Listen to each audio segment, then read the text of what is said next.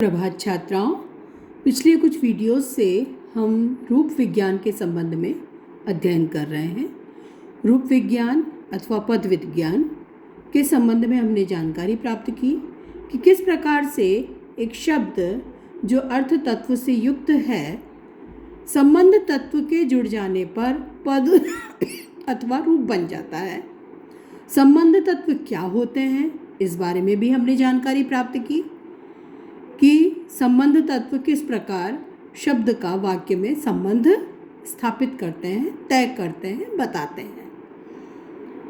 हिंदी के संबंध तत्व कौन कौन से हैं, इस संबंध में भी हमने जानकारी प्राप्त कर ली थी तथा संबंध तत्व क्या कार्य करते हैं यह भी हमने जाना था।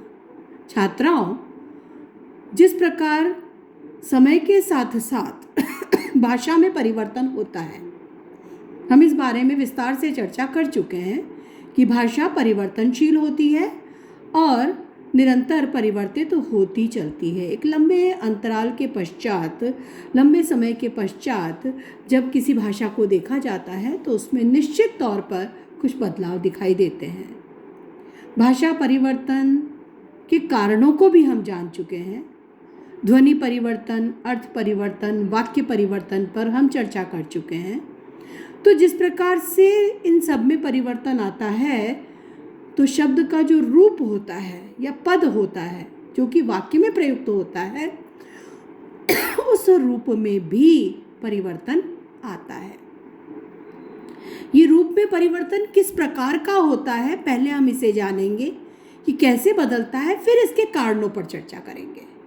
तो हम पहले आज जो परिवर्तन किस किस दिशा में होता है, किस प्रकार होता है, इसे समझने का प्रयास करते हैं कि भाषा के रूप या पद में भी परिवर्तन हुआ करता है और यह परिवर्तन भाषा की ध्वनि के परिवर्तन के साथ साथ होता है। लेकिन ध्वनि परिवर्तन की अपेक्षा यह सीमित हुआ करता है। ध्वनि परिवर्तन सबसे व्यापक होता है, तो रूप परिवर्तन भी साथ साथ होता तो है, लेकिन ध्वनि परिवर्तन की अपेक्षा कुछ सीमित होता है। रूप परिवर्तन के अनेक कारण और दिशाएं होती हैं। हम पहले दिशाओं को समझने का प्रयास करेंगे कि रूप परिवर्तन किस किस दिशा में कैसे कैसे दिखाई देता है किसी भी भाषा में। रूप परिवर्तन की दिशाओं के अंतर्गत आगम, लोप आदि प्रतिक्रियाएं देखी जा सकती हैं।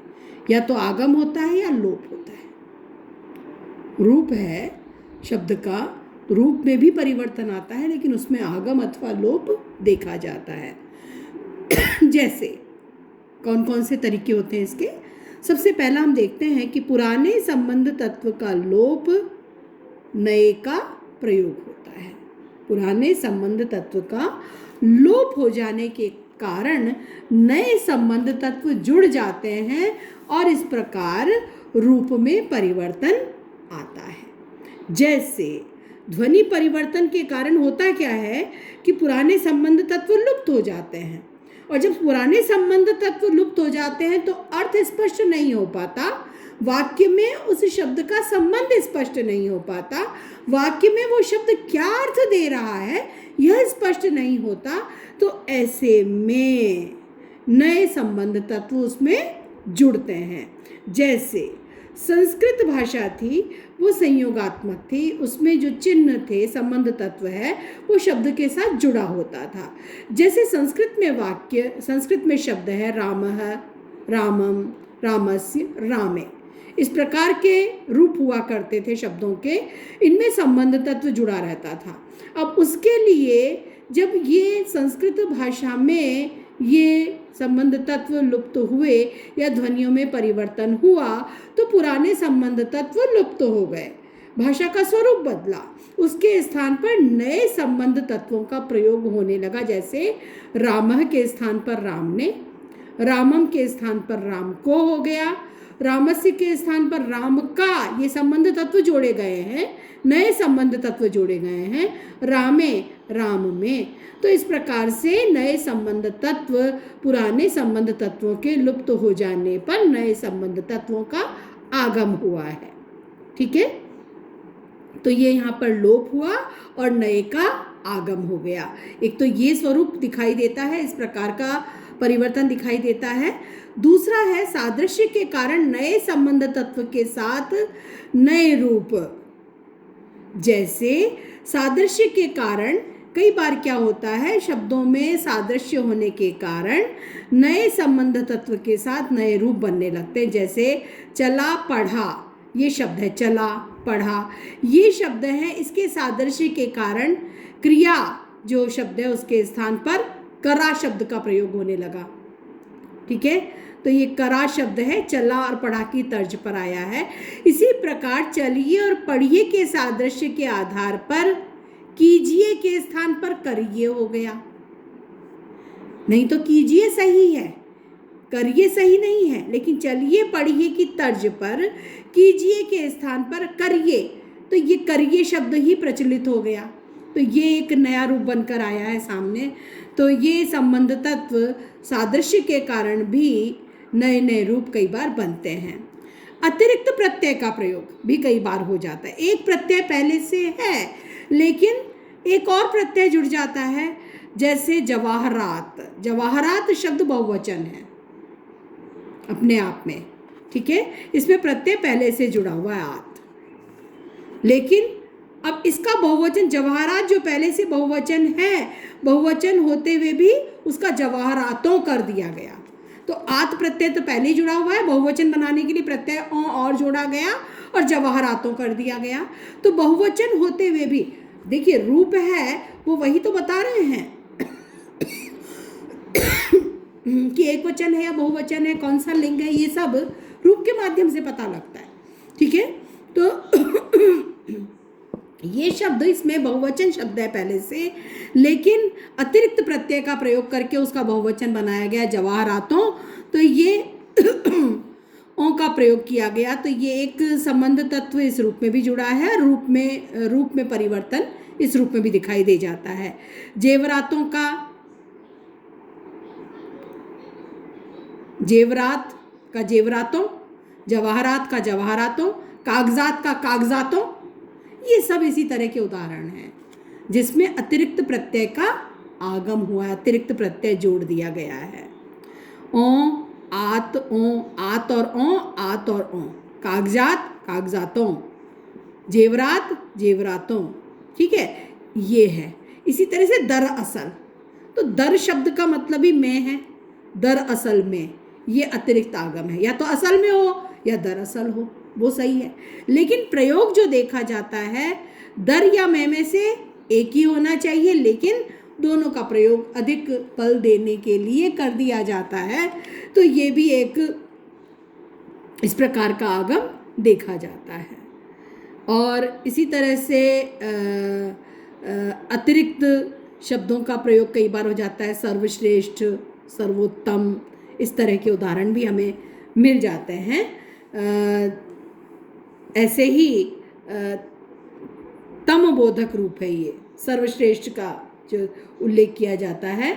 जैसे हम ऊपर भी हमने देखा कागजातों, ये अतिरिक्त प्रयोग है। इसी तरह श्रेष्ठतम, सर्वोत्तम, ये जो प्रयोग हैं श्रेष्ठतम, सर्वोत्तम, लेकिन इनमें अर्थ का अतिरिक्त शब्द सर्व आ गया है ना। उत्तम सर्वोत्तम, श्रेष्ठ सर्वश्रेष्ठ। तो इसमें प्रत्यय तो अतिरिक्त नहीं जुड़ा है, लेकिन सर्व शब्द का प्रयोग आगम कर दिया गया है इसमें। तो ये अतिरिक्त प्रत्यय कई बार होता है, अनेकों है, इसमें अनेक भी बहुवचन है और उसमें ओ और जोड़ करके अतिरिक्त प्रत्यय जोड़ा गया है। तो इसी प्रकार से दरअसल में, इसमें भी इसी प्रकार से अतिरिक्त शब्द जोड़ दिया गया है। तो ऐसे ही अतिरिक्त शब्द प्रयोग में ये सारे उदाहरण भी आ जाते हैं। गलत प्रत्यय प्रयोग, कई बार गलत प्रत्यय भी जोड़ दिया जाता है शब्द में, गलत प्रत्यय का आगम भी हो जाता है। जैसे सही शब्द है इंद्री, लेकिन वही बल देने के लिए या अधिक प्रभाव उत्पन्न करने के लिए इस प्रकार के प्रयोग हो जाते हैं। इंद्रिय, इंद्रियां, ये प्रयोग हमें अधिक मिलता है। या तो इंद्रिय प्रयोग मिलेगा या इंद्रियां प्रयोग मिलेगा, जबकि सही शब्द इंद्रिय है। तो ये भी एक रूप में परिवर्तन, इस रूप में गलत प्रत्यय जोड़कर भी कई बार शब्द का रूप जो बदलता है गलत प्रत्यय के आगम के कारण भी बदलता है। इसका स्वरूप भी हम देख पाते हैं।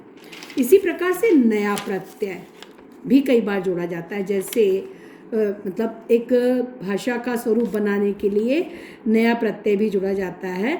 जैसे प्रभावशाली शब्द था लेकिन उसके स्थान पर प्रभावी शब्द चल पड़ा, ये एक नया स्वरूप बना दिया गया।